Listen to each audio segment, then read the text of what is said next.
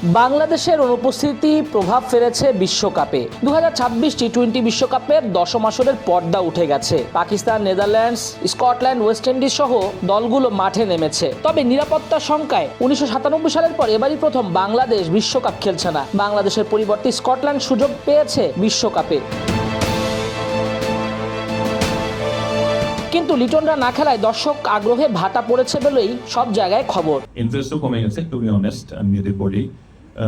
But world cup is such a big tournament, এবং আমি sure যে ক্রিকেটাররাও তবে এটা মিস করছে, এবং আমি শুনেছি বেশ কয়েকজনের কাছে, এবং কম বেশি সাথে হয়েছে। But it is not in our hands. But দিন শেষে অবশ্যই ইটস এ মেগা টুর্নামেন্ট, এবং everyone wants to be part of it. But it is what it is.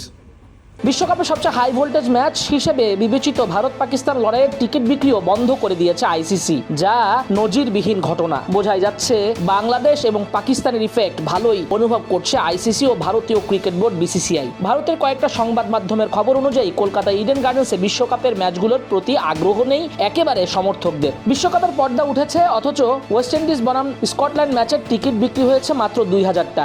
একই ভেন্যুতে স্কটল্যান্ড বনাম ইতালি ম্যাচের অবস্থা তো আরও খারাপ, মাত্র 348টা টিকিট কিনেছে সমর্থকরা। এমনকি ইংল্যান্ড স্কটল্যান্ড ম্যাচ ঘিরেও দর্শকদের কোনো আগ্রহ নেই। অথচ বাংলাদেশ থাকলে ব্যাপারটা হতো অন্যরকম, টান টান উত্তেজনা থাকতো। কারণ কলকাতার অনেক বাংলা ভাষাভাষী মানুষ বাংলাদেশ ক্রিকেট দলকে দারুণ পছন্দ করে। বাংলাদেশ ক্রিকেট দলের লিটন কুমার দাস সহ বেশ কয়েকজন খেলোয়াড়ের তুমুল ফ্যান সেখানকার মানুষজন। অথচ কলকাতায় 3টা ম্যাচই বাংলাদেশ দলের জায়গায় স্কটল্যান্ড খেলছে বলে আগ্রহে ভাটা পড়েছে। সেখানকার প্রতিবেদনে বলা হয়, ক্রিকেট অ্যাসোসিয়েশন অফ বেঙ্গল প্রত্যাশা করেছিল লিটনদের খেলায় গ্যালারি পূর্ণ থাকবে, কিন্তু বাংলাদেশ বিশ্বকাপ খেলতে না যাওয়া এর প্রভাব ভালোভাবে বুঝতে পারছে তারা। শুধু তাই নয়, বাংলাদেশ খেলা মানে সেখানে বাংলাদেশের পর্যটকরাও যাওয়া, সেই সাথে সেখানকার হোটেল বিজনেস সহ কেনাবেচায় একটা প্রভাব তো পড়বেই।